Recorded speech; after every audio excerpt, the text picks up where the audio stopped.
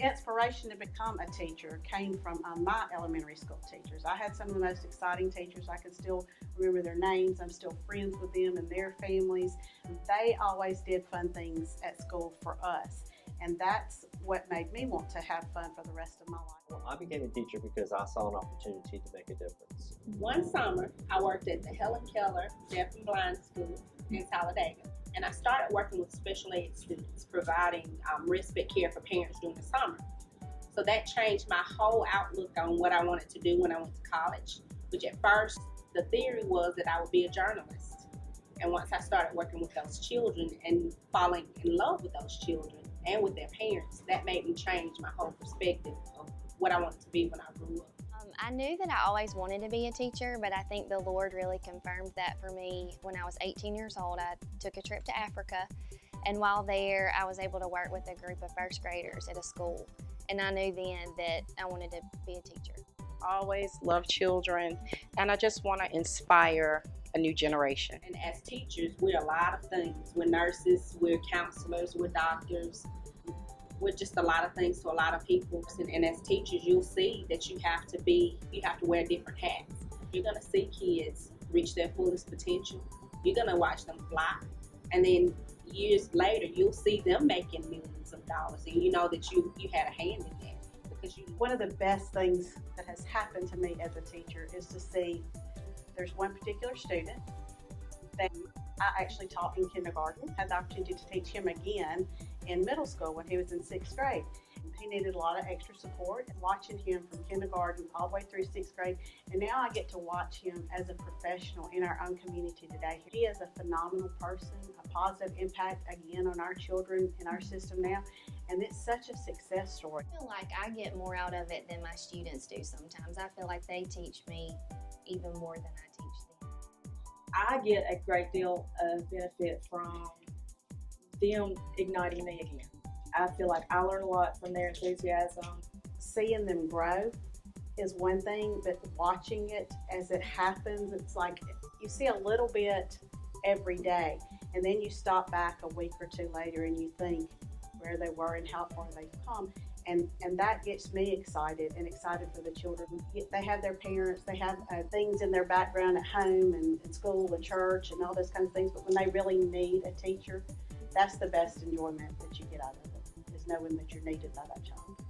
My advice to anyone who's interested in education is make sure it's your calling. Make sure that it is something that you want to do, because for me, it's ministry. It hasn't changed since I went into education. If you think you can make a difference and you want to contribute to society and to the future and to a better world, then education is what you need to do. You must love kids. That's something that if you're considering the field of education, you need to ask yourself, do I love kids? Do I love all kids? I actually started at my undergraduate when it was still Livingston University, and I graduated when it was, I think, the first or second year after it became UWA, and with my graduate degree in early childhood. There was one particular professor who was a lover of books. I can still remember her going down the hallways at LU and coming to our class, and it would be loaded with children's literature. I mean, we would sit and we would read books, and we would learn lessons and things that would go around that book, and then add books to that. But that's the one thing that I remember the most. With it being a smaller school, we were able to get together and work in groups and plan lessons together as a community almost. I think back all the time to, I think it was 2 teachers at UWA who kept saying, be positive and always follow through. You work with the same people throughout your junior and senior block, and then even student teaching, like you get to work together. College of education is shown to be flexible, and they change and adapt to our needs, which is important.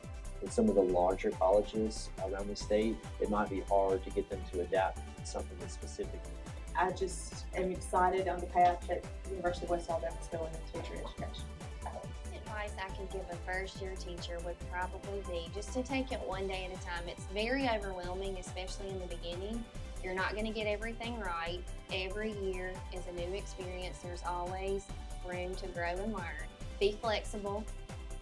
That was one of the biggest problems I had. I thought that I had to finish every lesson. Everything had to be perfect. It's not going to always go as planned. The best thing, I guess, for a new teacher, or someone who is interested in becoming a teacher is to get in there and get as much experience as you can.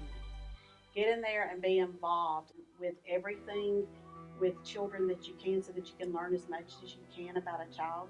You know, every child is different, so you truly have to take the time to get to know every child and to have confidence in yourself and know that through your school, your college, your textbooks, your reading, all the work that you do on your own, your research, you're going to have the skills to know what to do once you get to know that child and know what that child needs. To make sure this is what you want. It's not the most glamorous job. It's not one that's going to pay you millions of dollars, but you will be more fulfilled than any other career that you choose.